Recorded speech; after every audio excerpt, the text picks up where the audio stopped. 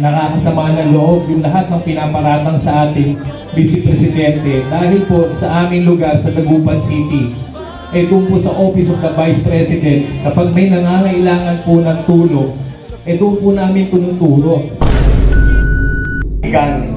Ay nagbubunga ng maayos na resulta kaysa pakikipagdigma at pakikipag-away.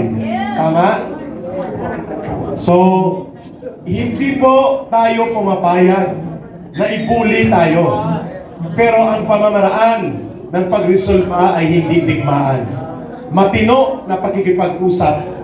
Finally, briefly lang pa, ang Vietnam, ang Malaysia, ang Indonesia, at even ang iba pang mga bansa may konflikto sa China sa mga maritime claims, pero sila ay nag-uusap.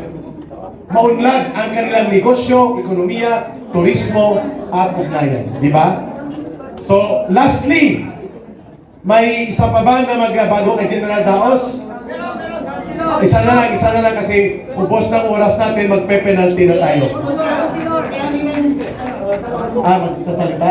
Okay. Ito na lang, pagbigyan natin, pahingahin muna natin siguro kasi karating lang, no? Oo, medyo hinihingal pa, no? Sige.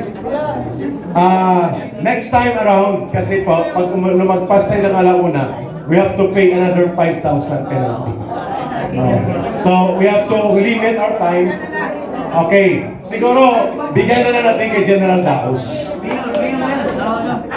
Si Vice Mayor muna. Vice Mayor, no? Konsyal. Mula sa Pangasinan, kahit brief lang, from Dagupan City, Pangasinan. And then ikaw na mag-briefly kasi pag lumagpas tayo, penalty tayo. Okay? Sige. Konsyal Alvin, ikaw muna. Okay. Sa iba po, pagbigyan nyo na kami next time na. Thank you, maraming salamat po kay Eric. Magandang tanghali po sa ating lahat.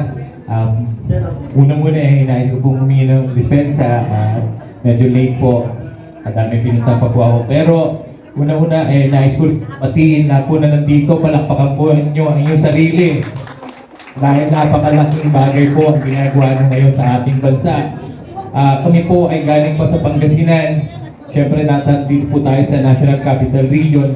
Nandito po yung parang laban. Pero kami po ay nagmamadyak po sa ginagawa niyo po dito ngayon sa ating bansa.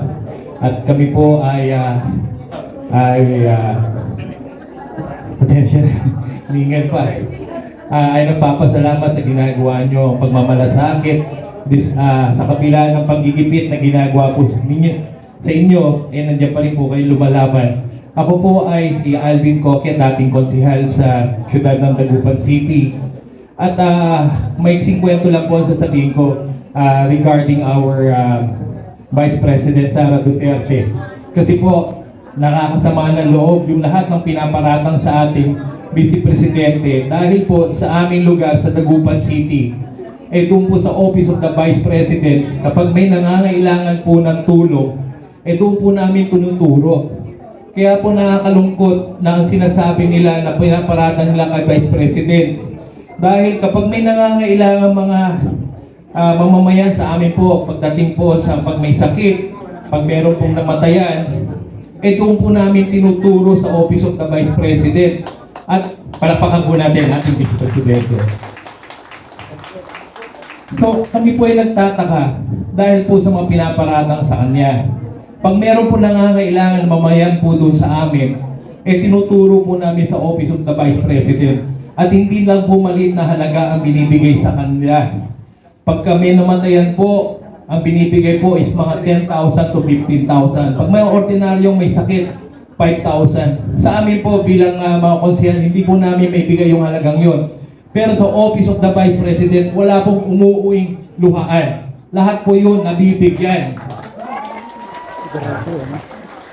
So, talagang nakakapagtaka po yung sinasabing confidential fund. Ako rin po, dating konsihal. Ang confidential fund o intelligence fund, pag ibinigay yan, parang pabigay na yan. Gagastusin mo na yan kung saan mo gusto. Pero yung ginawa sa kanya, parang pain po. Binigyan po siya ng confidential fund, tapos i-audit. tapos papahirapin. Para rin po yan sa mga ordinaryong mga kumpanya. Meron po tayong rata, representation and transportation allowance. Kung saan mo gagastusin yan, nasa sayo na kung saan mo gagastusin. Pero bakit bigla-bigla na lang nilang i-audit tapos papahirapan, last minute na yung pagbibigay.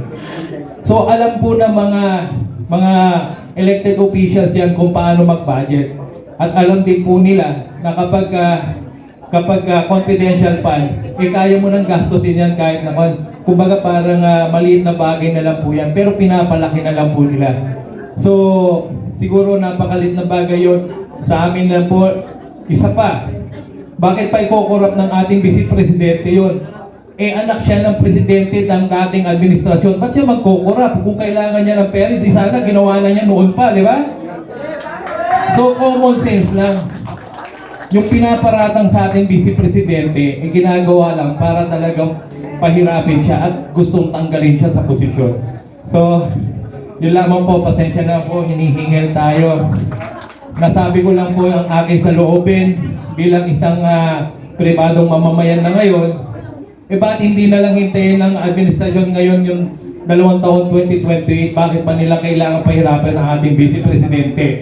Samantalang ang ating presidente digong noon, nung sinasuggest na i-impeach si VP Leni Robredo, ay sinabi niya stop it. Kasi ayaw niya ng alitan. Ayaw niya ng hindi pagkakaisa. So sana huwag po tayong hihintong susuporta sa ating Vice Presidente dahil lalo lang ngayon kailangan ng ating Vice Presidente ang suporta. Kahit naman lang siguro sa ating mga panalangin, may pakita natin na tayo nagkakaisa at nasa likod niya. Yun lang po, maraming salamat at mabuhay po ang Pilipinas. Maraming salamat po. Maraming salamat kay Consial Alvin mula po sa Dagupan City, Pangasinan. Utang muna kami sa mga hindi nakapagsalita dahil limitado ang oras natin. Please understand. Ang final call to action, may announcement lang si Brother Oliver dahil may mga certificate of attendance pero hindi na natin ma-distribute. Kuhanin nyo na lang mamaya dito kay Karen per organization. Ayan, actually, ibigay na po ni Ma'am Karen. Ayun. So, maraming salamat po mula sa kampilan ng mamamayang Pilipino. Nagpapasalamat po kami sa inyong lahat na tuloy-tuloy lang po tayo. Lahat ng ito ay para sa Diyos, sa bayan, at sa pamilyang Pilipino. Si General Daos po magsasalita. Si General Daos po ay isa sa National Board of Directors ng Kampilan ng Mamamayang Pilipino.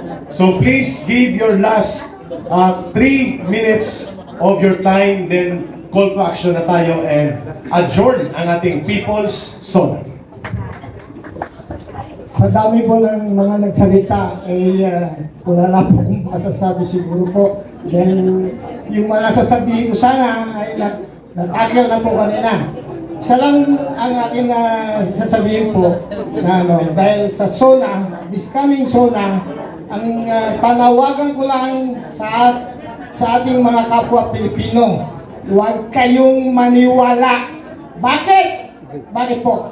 Si Bongbong, si Bongbong is a professional liar. Huwag kayo pong maniwala sa anumang sasabihin niya. Ha? Yan lang po ang hiling ko sa kapwa ko Pilipino, sa kapwa ko senior citizen, sa kapwa ko retiradong mga uniform service. At huwag din kayo maniniwala na may solid north na BBM. Kami, Ilocano po kami. Ilocano po kami. Yung kulay namin, walang solid north. Ang meron ngayon, solid north, Sara Duterte!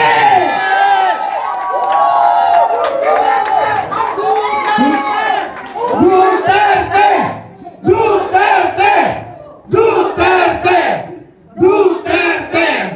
Duterte! Yun lang po. Maraming salamat. Everybody please stand up for the last prayer. Brother Oliver, please lead the prayer.